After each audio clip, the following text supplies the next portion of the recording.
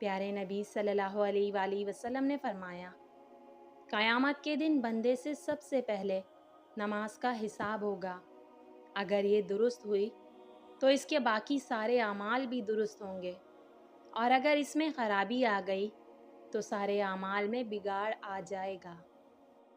پیارے نبی صلی اللہ علیہ وآلہ وسلم نے فرمایا، ان قریب ایسے لوگ آئیں گے کہ وہ قرآن کی درست ادائیگی کو اتنی اہمیت دیں گے جتنی کہ تیر کے سیدھا کرنے کو دی جاتی ہے، لیکن اس کا بدلہ دنیا میں وصول کریں گے اور اس کے اجر و ثواب کو آخرت تک مؤخر نہیں کریں گے۔ رسول اللہ صلی اللہ علیہ وآلہ وسلم نے فرمایا، 7 طرح کے لوگ ہوں گے جن کو اللہ اس دن اپنے سائے میں جگہ دے گا، جس دن اس کے سائے کے سوا اور کوئی سایہ نہ ہوگا۔ ان میں ایک وہ شخص ہے جس نے تنہائی میں اللہ کو یاد کیا اور بے ساختہ آنکھوں سے آنسو جاری ہو گئے۔ سیدنا انس رضی اللہ تعالی عنہ بیان کرتے ہیں کہ ایک شخص رسول اللہ صلی اللہ علیہ وآلہ وسلم کے پاس آیا۔ اس نے دریافت کیا، اے اللہ کے رسول، قیامت کب ہوگی؟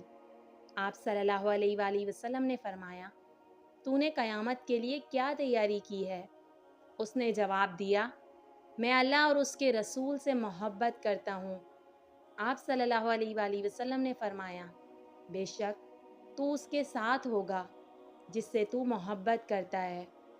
حضرت انس رضی اللہ تعالیٰ عنہ نے بیان کیا کہ ہم اسلام لانے کے بعد کسی بات پر اتنا خوش نہیں ہوئے جتنا آپ صلی اللہ علیہ وآلہ وسلم کی اس بات سے خوش ہوئے۔ بے شک تم اس کے ساتھ ہوں گے جس سے تم محبت کرتے ہو۔ رسول اللہ صلی اللہ علیہ وآلہ وسلم نے فرمایا، میرے نزدیک سب سے زیادہ برے لوگ وہ ہیں جو چغل خور ہیں، اور وہ لوگ جو آپس میں محبت کرنے والوں کے درمیان جدائی ڈلواتے ہیں، اور وہ لوگ جو بری الذمہ لوگوں پر عیب لگاتے ہیں۔